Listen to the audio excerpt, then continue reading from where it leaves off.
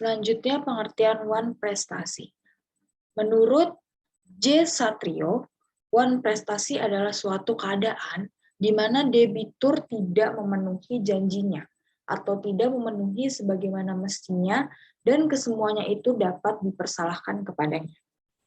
Yang keempat, wan prestasi dalam pasal 1243 Kitab Undang-Undang Hukum Perdata berbunyi, pergantian biaya, kerugian, dan bunga karena tak dipenuhinya suatu perikatan mulai diwajibkan bila debitur walaupun telah dinyatakan lalai tetap lalai untuk memenuhi perikatan itu. Atau jika suatu yang harus diberikan atau dilakukannya hanya dapat diberikan atau dilakukannya dalam waktu yang melampaui waktu yang telah ditentukan. Selanjutnya akan dilanjutkan oleh rekan saya.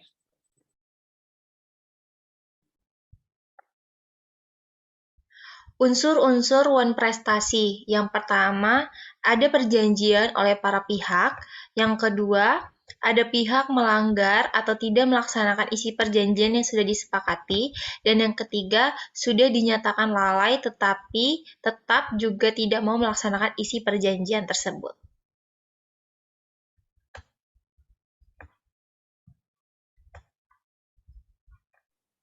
Baik, selanjutnya yaitu bentuk-bentuk wan prestasi menurut Subekti. Di sini ada 4. Saya akan menyebutkan 2, yaitu 1, tidak melakukan apa yang disanggupi untuk dilakukan. Kemudian 2, melakukan apa yang diperjanjikan tapi tidak sebagaimana yang diperjanjikan.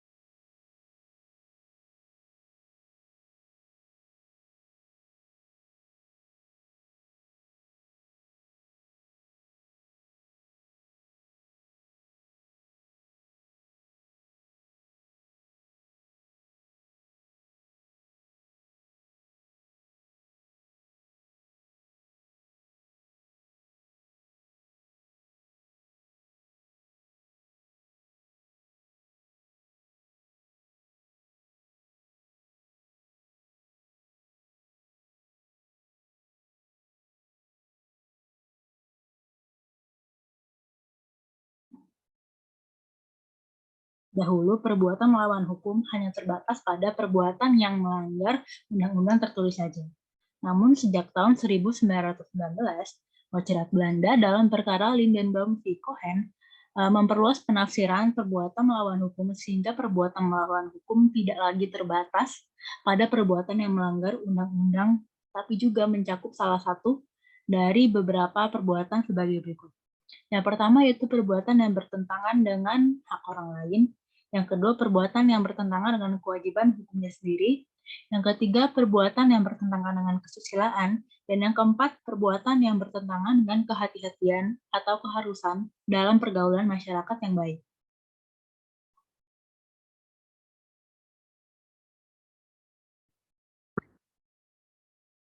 Baiklah, selanjutnya saya akan melanjutkan presentasi perbedaan unsur-unsur antara WA prestasi dan PMH.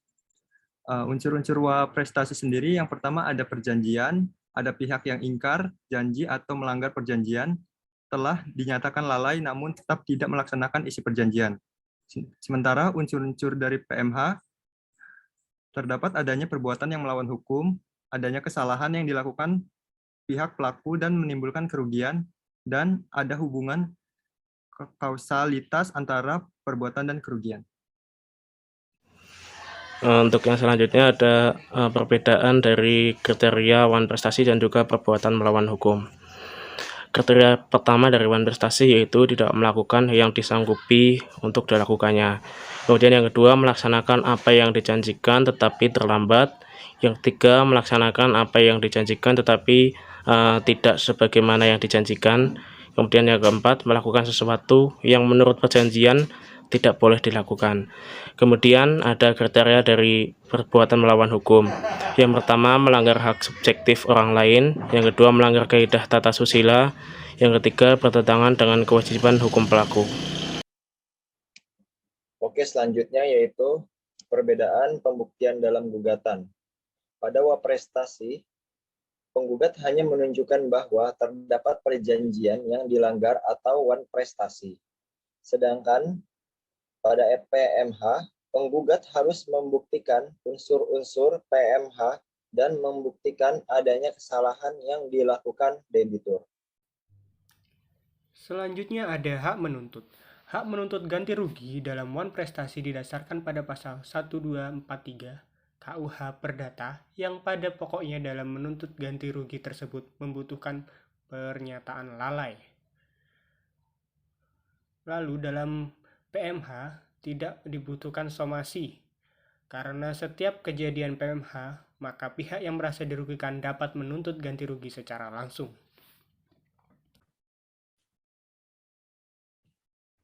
Selanjutnya itu ada perbedaan tuntutan ganti rugi antara waprestasi dan PMH. Nah, yang waprestasi itu dalam pasal 1943 KUH Perdata dijelaskan maka para pihak dapat meminta ganti rugi berupa biaya atau konsen, rugi dan atau sekalian dan bunga interesen. Jangka waktu ganti rugi dan jenis dan jumlah telah diatur di KUHP Perdata. Nah, sedangkan di PMH tidak terdapat aturan dalam KUHP Perdata yang mengatur bentuk, jenis, dan jumlah maupun jangka waktu ganti rugi dalam PMH, sehingga penggugat dapat menggugat kerugian material dan imaterial. Nah, contohnya, ketika kita menggunakan tuntutan ganti rugi menggunakan waprestasi, kita harus mengikuti semua jangka waktu dan jumlah yang telah ditetapkan di KUHP Perdata. Nah, sedangkan dengan menggunakan PMH, itu tidak ada tuntutan dalam tulisan yang tertulis, sehingga penggugat dapat meminta kerugian ataupun dalam jangka waktu yang sesuai dengan ditetapkan oleh penggugat. Selanjutnya akan dibahas oleh teman saya.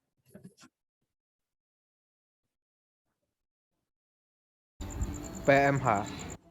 Tidak terdapat aturan dalam KUH Perdata yang mengatur bentuk, jenis dan jumlah maupun jangka waktu ganti rugi dalam PMH, sehingga penggugat dapat menggugat kerugian material dan imaterial.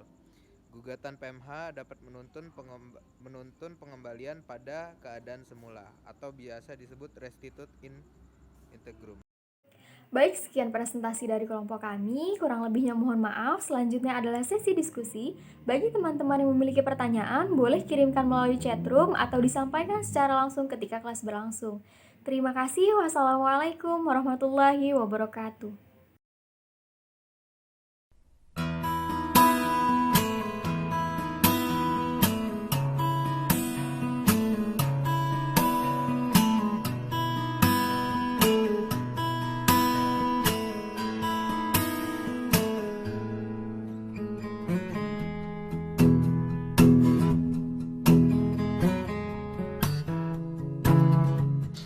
Assalamualaikum warahmatullahi wabarakatuh. Hai guys, saya akan menjelaskan suatu contoh kasus wanprestasi yang akan diperankan oleh kawan-kawan saya. Yang mana di sini Alvin menjadi kreditur sebagai yang memberikan sewa rumah terhadap Edwin sebagai debitur yaitu penyewa rumah daripada Alvin. Mari kita lihat reka adegan yang bagus kali ini. Hey bro, lama ketemu. Apa kabar? Baik bro, kamu apa kabar? Baik juga. Kamu dari mana nih? Ini aku lagi bingung cari tempat tinggal. Soalnya aku baru di PHK ini. Aku bareng anak-anakku lagi cari rumah buat tempat tinggal. Sungguh kasihan sekali nasibmu. Adik siapa namanya? Soraka. Kalau kamu siapa namanya? Aku Dius. Aku ada rumah untuk dikontrakan. Ayo ikut aku.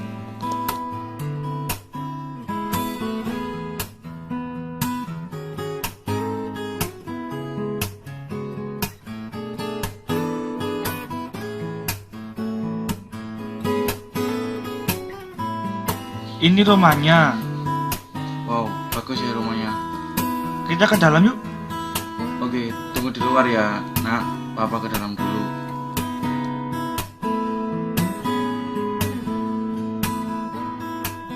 Bagaimana? Kamu mau tidak tinggal di rumah ini? Oke, aku setuju. Bagaimana dengan pembayarannya? Pembayarannya dicicil. setiap tanggal 25 per bulannya. Apabila kamu tidak sanggup, dengan sangat terpaksa, kamu harus meninggalkan rumah ini. Baiklah, aku setuju dengan perjanjiannya. Silakan kamu menikmati rumah ini. Aku tinggal dulu ya, soalnya ada urusan. Oke, terima kasih atas bantuannya. Maaf udah merepotkanmu dan menyita waktumu. Iya, sama-sama.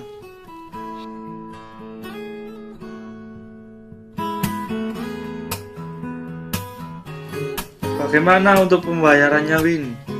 Kamu udah nunggak selama 3 bulan. Bagaimanapun kamu harus bayar sekarang juga. Maaf ya, Vin. Sepertinya aku tidak bisa untuk membayar uang sewa tersebut. Aku tidak punya uang sekarang juga. Baiklah, dengan sangat menyesal, kamu harus meninggalkan rumah ini sekarang juga.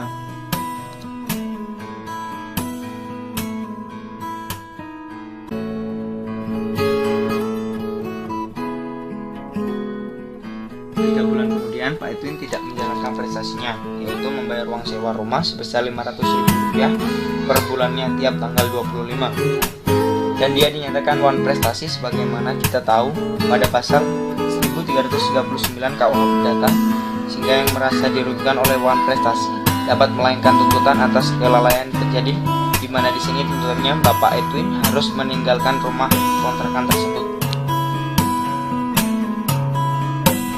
Pasal 1939 KUH Perdata yang isinya persetujuan tidak hanya mengikat apa yang dengan tegas ditentukan di dalamnya, melainkan juga segala sesuatu yang menurut sifat persetujuan dituntut berdasarkan keadilan, kebiasaan, atau undang-undang.